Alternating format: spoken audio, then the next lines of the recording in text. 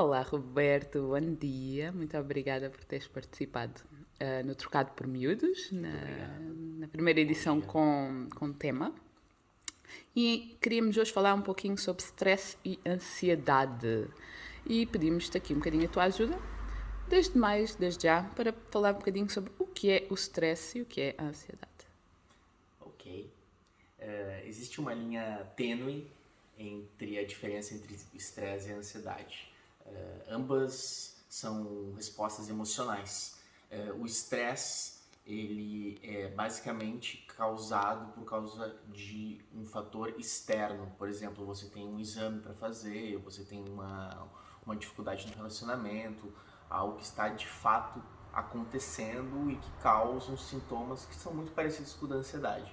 Já a ansiedade se caracteriza muito por uma preocupação constante ou um medo constante que não necessita necessariamente de um gatilho externo. É algo que se mantém e que vem muito do nosso medo, das nossas ruminações. Mas de alguma maneira os dois eles têm sintomas muito parecidos, né?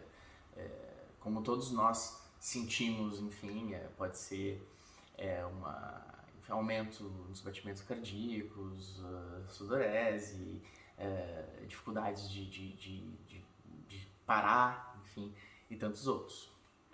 Ok, e então, e porquê é que temos stress e ansiedade? Porquê é que o nosso corpo precisa disso? Primeiramente, são respostas, como eu falei, são respostas emocionais e são necessárias. Todo mundo tem isso para a nossa própria sobrevivência. Então, quando nós estamos numa situação de perigo ou quando nós vamos fazer uma apresentação importante, é natural que nós sentimos um pouco de estresse, até numa maneira de nos mobilizar. É, mas é claro, quando isso é percebido e sentido de uma maneira muito constante, aí já não é algo saudável. Quando tem uma ansiedade constante, isso afeta de maneira muito negativa no meu sistema, na minha saúde mental, na minha saúde física, enfim, a hipertensão e várias outras causas aí, outros sintomas mais sérios. E então, atualmente diz-se muito que os jovens são muito ansiosos e muito estressados, que antigamente não era assim, que é a doença do século.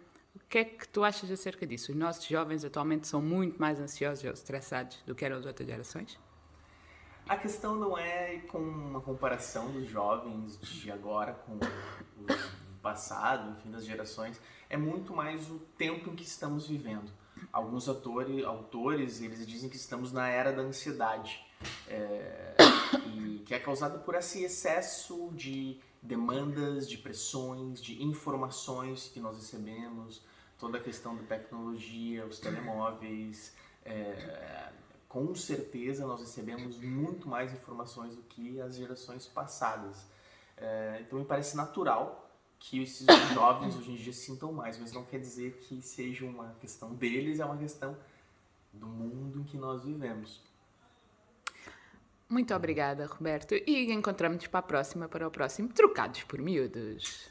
Obrigado. Até mais. Olá, Roberto, bom dia, bem-vindos ao Trocado por Miúdos. E vamos hoje à nossa segunda conversa do mês sobre stress e ansiedade. Neste vídeo já vamos buscar aqui algumas questões que pais e professores têm-nos colocado e que pode ser que nos consigas dar aqui umas dicas interessantes.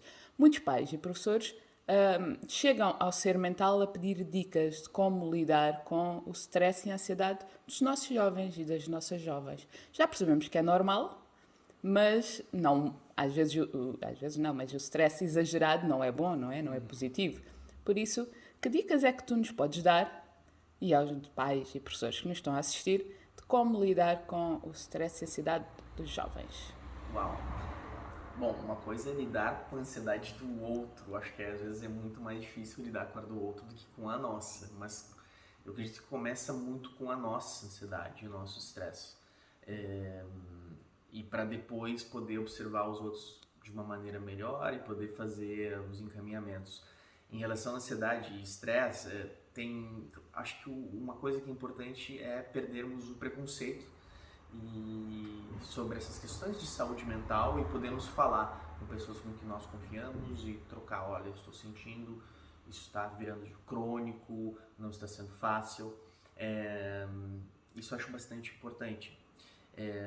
Há algumas técnicas que são rápidas que podem nos ajudar muito, como, por exemplo, diminuir o uso de cafeína, dormir bem, fazer exercício físico, praticar meditação, nós falamos muito com mindfulness, enfim, práticas de autocuidado. Isso é bastante importante e às vezes acabamos esquecendo de cuidar de nós mesmos, inclusive os professores e os pais que têm essa função de cuidar do outro, às vezes esquecem de cuidar deles mesmos, né? Então, é basicamente isso. E, por último, eu indicaria também, se você percebe que não tem sido fácil lidar com esse ritmo excessivo, com esse sentimento que às vezes pode ser transbordante, buscar ajuda. Isso não é vergonha para ninguém. Um apoio psicológico, uma terapia, buscar ajuda profissional.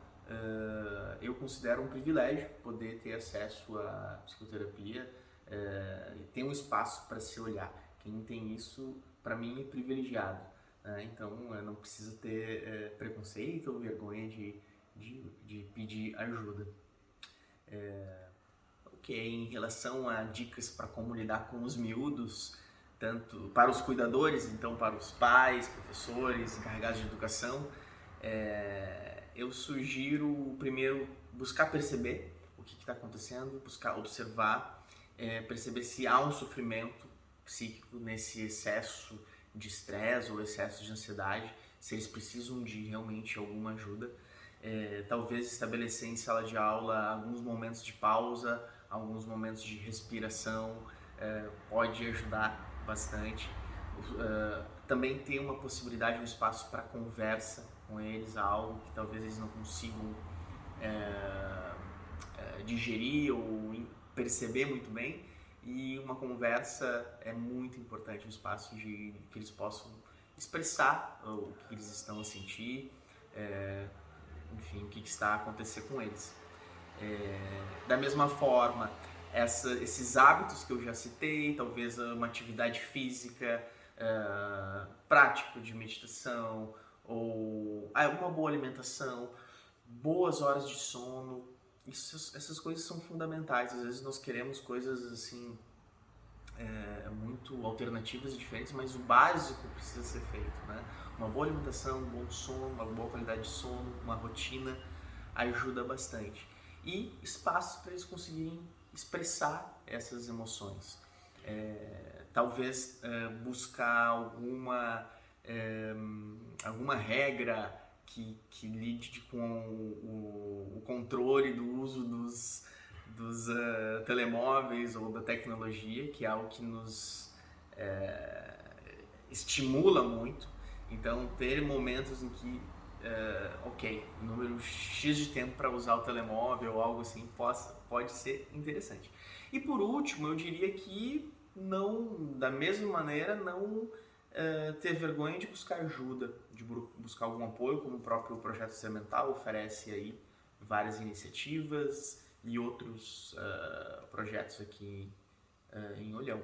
Certo. Agora, considerando que muitas vezes estas situações de stress tomam uma expressão mais aguda em ataques de pânico, em situações mais prementes na vida dos nossos jovens, que dicas é que achas, ou o que é que achas que pode ser feito para apoiar os jovens nesses casos? Ok. Bom, o pânico, né, ataques de pânico é algo que precisa ser bem avaliado. É um momento que a pessoa está num pico de ansiedade, há uma taquicardia, uma sensação de que a pessoa vai morrer, é muito, muito forte. O que é importante saber primeiro? Não se morre de ansiedade, a pessoa não vai morrer, mas a sensação é muito ruim, a pessoa começa a ter medo de ter medo. Na hora que estamos no pico da emoção, buscar uma prática talvez de respiração, meditação, não é o mais adequado. Naquele momento a pessoa não tem controle, não tem muito bem controle sobre as suas emoções, e é como se eu mandasse uma mensagem para o meu cérebro de que eu tenho que fugir dessa emoção.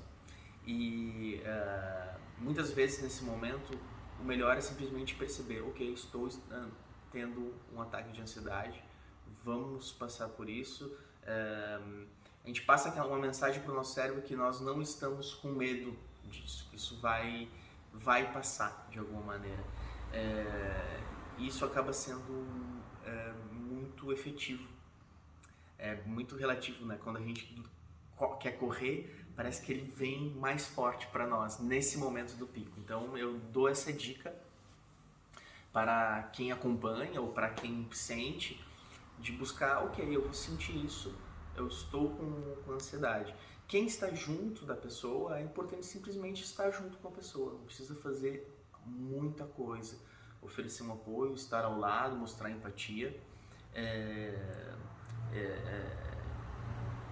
estar simplesmente demonstrando um apoio, assim, então, da mesma maneira, não querer, ok, vamos acabar com isso de uma vez por outra, né, de uma vez rapidamente, digamos, né, e às vezes isso não é nada saudável.